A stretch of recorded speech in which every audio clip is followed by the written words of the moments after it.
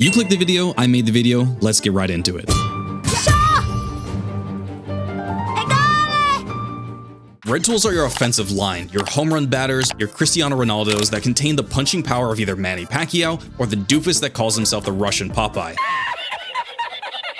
Hopefully I covered enough demographics so you feel included here and we can get on with the list. Number 19, the Rosary Cannon. If you want to wield the power of capitalism and warfare in your hands, effectively cosplaying Hornet as your average American citizen, this tool is for you. I started blasting. Bang! Wow. However, if you like doing damage and surviving for periods of time longer than the live-action The Last of Us series was good, which is an extremely low bar, this isn't. It wasn't just the fact that this can only be fired at steep diagonals, hitting things that aren't literally asleep in front of you, nor is it the fact that they gave it a wind-up where the first few frames, not only are you not swinging your needle, but this tool is absolutely doing nothing. No, it was neither of those things. The silk that broke the Hornet's back was that Team Cherry made it so that even the Architect's Crest cannot reload this tool with its specific red tool bind. If you wanted to have any fun with this tool, that would have been it. Sliding around Farloom like John Wick would have been the only sick and twisted fantasy world that I could reasonably be convinced into believing is fun enough to use this monstrosity of a red tool. Number 18, the Snare Setter. I bet you're thinking, but Riku, I read the wiki, and this could do up to 85 damage if it lands, and if you know where the boss will spawn, you can all but guarantee that damage. And I'll ask you, dear viewer, tell me in what world against any reasonably difficult boss are you gonna have the time to stand completely still for the duration it takes to place the snare, then have the enemy trigger said snare and stay within its unreasonably small confines to actually get that damage, because I'm not living in it. Oh, and by the way, aerial enemies cannot trigger the snare whatsoever. So in a perfect world where you activate all 4 snares in one spot, the boss steps on them, stays on them, and takes 85 damage 4 times for a total of 340 damage, or you could wake up to reality, realize that these are unrealistic tool-assisted speedrun strats, not fit for a normal playthrough, and just throw the straight pin on and move on with your life.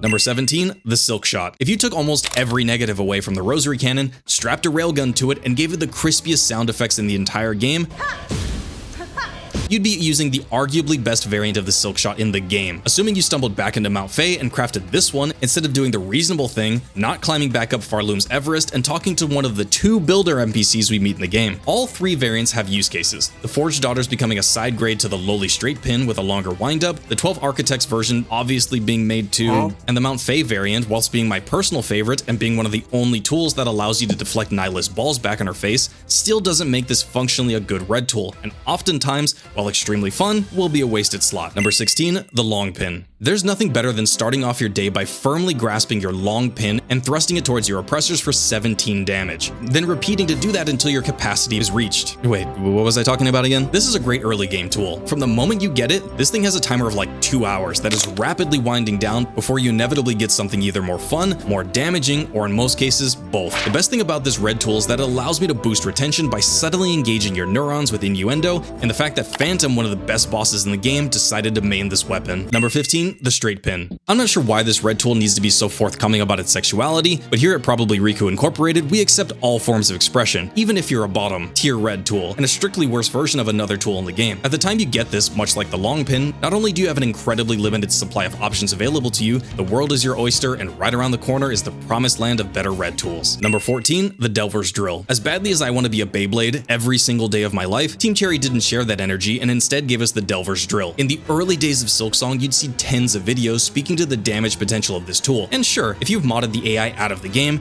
and enemies stand more still than a man at his first colonoscopy, you're not gonna get even a third of the statistical potential that everybody touted. Using this as a pogo alternative when using the Beast Crest was the absolute best value I got out of the tool, or for an incredibly satisfying punish for when a boss staggers. Obviously, if you're just wanting to play through with the Architect Crest, be my guest and become the drill that will pierce the heavens. Number 13, Pimpillo. This explosive VeggieTail genuinely surprised me. While I never used this in my normal playthroughs, I did enjoy yeeting Minecraft TNT if it were fruit-shaped for pretty surprising damage, and then following it up with a well-placed needle attack, which often was enough damage to outright kill most non-boss enemies, while also damaging their surrounding comrades. The issue with this tool is twofold. One, it has a low capacity, which is then compounded by its slow projectile speed, meaning you aren't likely to hit things with your already limited supply, unless your target is the absolute cretin that is Grohl the Great during his impression of what a normal Thursday night looks like for your Number 12, the throwing rings. I probably value the sheer greatness of hitting your taunt alongside Chakra and engaging in her tribe's customs enough to where my tool ranking series has a separate ranking for Prashanka. That being said, unless you're fighting within extremely close quarters with enclosed walls, thus maximizing the ricochet ability, you're probably better off using more damaging tools. Throwing this on with a quick sling and watching 2 of these rings bounce around the room, tagging everything on the screen for its middling damage, was some of the most fun I've ever had with lower tier red tools. Number 11, the Flea Brew. For 10 seconds, you can transform yourself into a JoJo, Devil May Cry, or Final Fantasy character, increasing your walking speed by 36% and needle attack rate by 50%, which is on par with a legendarily good quick slash. The issue with steroids is that they don't last long, and you'll be forever chasing those dream years of peak masculinity that the Flea Brew gave you. Why this couldn't have lasted 15 seconds, I do not know. Nor do I know why the fleas have a particular discrimination towards Beast Crest users, since this tool is significantly less effective when in the Fury state that the Beast Crest provides. However, as a general use tool, I never feel bad to have this on. Number 10, the Sting Shard. This is Hornet's canonic red tool, and thank God did they do it justice, or I'm positive we would have seen another Storm Area 51 situation, but with Team Cherry's headquarters. With a damage ceiling of over 70, your ability with this tool to pump out damage is only limited by the fact that enemies can trigger a premature release and cause it to miss out on a lot of damage potential. However, when you set up these in an arena or spawn camp a boss, this tool is great for area control, thus clearing up space for you to more effectively attack with your needle. Number 9, the Curve Claw and Curve Sickle. Let me get this out right now. The Curve Claw, due to being accessible in Act 1 and can be used throughout an entire playthrough, makes it a better tool for me than its upgraded counterpart. These tools shouldn't be viewed in this way in my opinion, so that's why they're being ranked together. The Down Under Carmelita Boomerangs are insanely good due to their ability to multi-hit the same enemy.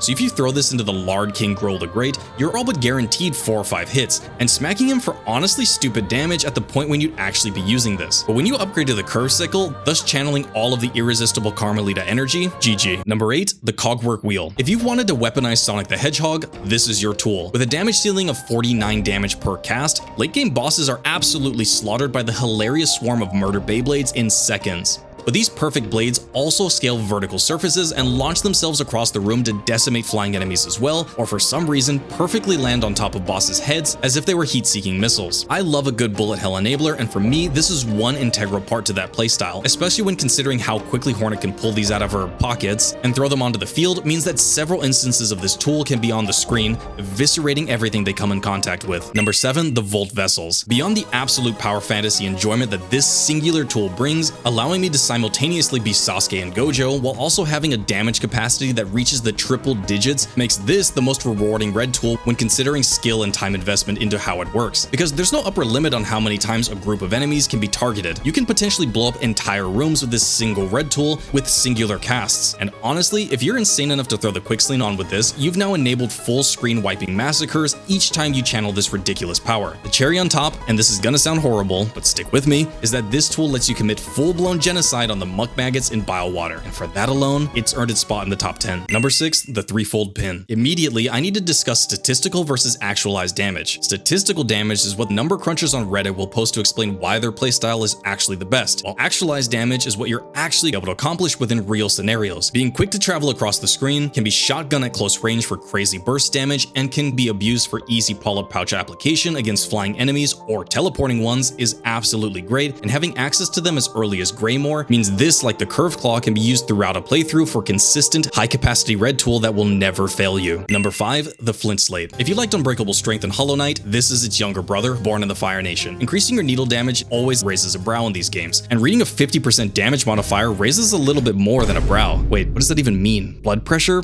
My pants? However, there is a catch. The buff needs to be activated and lasts as long as your average Silksong creator's first time, 8 seconds. This is a huge downside, and likely the only thing that could have stopped this from becoming an absolute monster within the game's meta, but 8 seconds, speaking from personal experience, is not long enough to satisfy anyone. Number 4, the Tacks. Oh boy, I bet you didn't think that office supplies were gonna break open Silksong's difficulty curve wide open, did you, Team Cherry? But then you start littering the floor with these murder needles, turning Farloom into downtown Los Angeles, and don't fully expect them to obliterate bosses. But then they hit you with the full Anakin Skywalker energy. It's over, Anakin! I have the high ground! You underestimate my power! And within seconds, whatever was standing in front of you no longer is. And if they are, they've experienced a fate worse than walking through Legoland barefoot in the winter. Even after Team Cherry nerfed them, causing them to only deploy 4 sets of 14 damage tacks instead of 5, still totaling a damage ceiling of 56 just sitting on the floor entirely for free. Number 3, the Conch Cutter. After roughly 2 decades of kneeling before the magic conch and asking politely for a blessing, I've finally received mine. Except instead of divine wisdom, we're given a weaponized seashell that behaves like an illiterate after the Geneva Convention. A multi-hit, ricocheting projectile that may or may not be the skull of one of the worst enemies in the game, now repurposed as a red tool, is amazing. And the moment you cast it, it acquires targets with the exact predatory commitment of those stupid dogs in the Undead Berg. Every cast deals up to 42 damage, and with 16 shells pinballing around the room, you get a very calm and reasonable 672 damage, assuming every bounce connects, which it will. Number 2, the Plasmium File. We're here, the top 2 tools, and I'd feel sick if this one didn't make it to one of the top spots. Sure, temporary hit points on command will make you feel like your average support player at the local Dungeons & Dragons table, but when you overdose on this tool, you feel like you just purchased Juggernog, because now you're immortal. I understand that you basically need to use the Architect's Crest to unlock this power, and maybe you don't want to use it, but that doesn't deny that this is without a shadow of a doubt the strongest form of defense this game can offer, other than literally asking Fireborn to take the controller and beat the boss for you. Infinite regeneration trivializes bosses, arenas, exploration, the Muck Maggot debuff, and literally anything else the game can throw at you that doesn't literally reach through your screen and turn off your system. If it weren't for the next tool just outright being so broken that it makes the game unfun, this would take the top spot. Number 1, the Cogfly. This is the tool that rocketed the ranking every tool in Silksong series to popularity, and for damn good reason. Summoning 4 autonomous flying murder bots that deal up to 10 damage per hit with the capability of attacking up to 5 times before breaking, meaning for the low cost of 40 shards and 2 seconds of casting time, you have absolutely guaranteed that 200 unmitigated damage will be dealt with absolutely nothing any enemy in the entire game could do to stop it. Every single aspect of this game is dumbed down to the point where I feel pity for the developers that have to balance this tool in a way that doesn't allow it to continue trivializing content while also not inciting a community implosion for over-nerfing a single-player game. Whatever activity you're currently doing in Silksong is benefited by having these 4 horsemen of the apocalypse by your side. Tired of Carmelita stepping on you? First off, reanalyze your priorities in life. These will help you stop that. Doing the courier's rasher? Throw these on and let them deal with the swaths of enemies that want to beat your meat. No, like damage the package of meat you're delivering. And honestly, if you're just sitting at a bench or playing your needle in, these make the perfect companions. 10 out of 10 S tier tool.